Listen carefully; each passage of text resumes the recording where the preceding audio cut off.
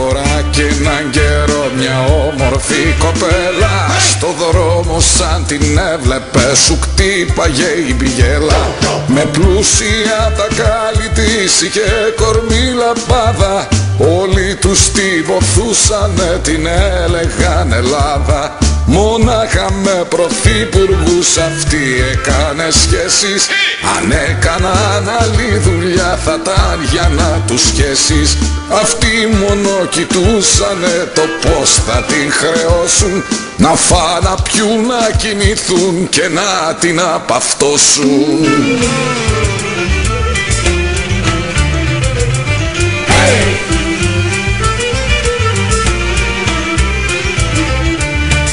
Κανείς τους δεν τη ζήτησε σε γάμο με κουφέτα, όλοι τους τη γουστάρανε μόνο για μια ξεπέτα. Γιατί δεν ήταν πλούσια, γιατί δεν είχε πρίκα, ζούσε μόνο με δάνεικα, χρωστούσε και στο Ίκα.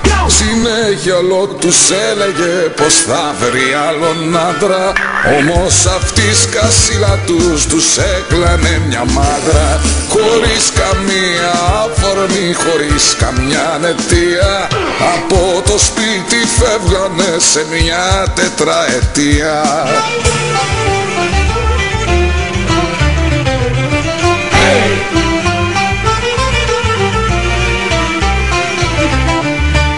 Καλύτερα μοναχοί τις τέτοιες αγάπες άσε που μαζευτήκανε και λάθρο μετανάστες. Έτσι στο μαύρο χάλι της πως είχε καταντήσει, κανένας πια δεν ήθελε λεφτά να της δανείσει. Δεν είχε άλλη επιλογή μες στη ζωή την ψεύτρα, να πάει να πλένει σόβρα, κάνανε παραδουλεύτρα. Εκείνη όμως δεν ήθελε να τρίβει την Καλλιόπη, γι' αυτό και έψαχνε γαμπρό σε όλη την Ευρώπη.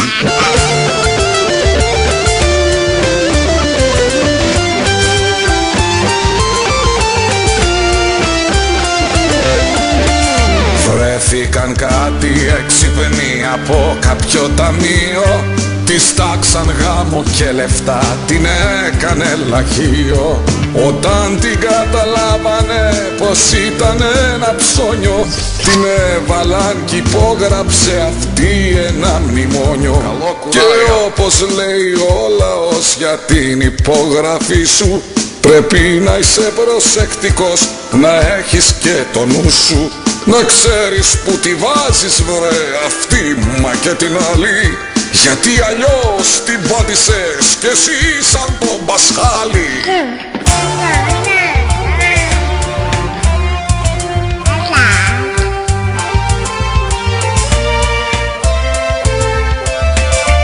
Έτσι την πάτησε κι αυτή και πλήρωνε για χρόνια, στο τέλος θα τις παίρνανε μέχρι τον Παρθενώνα.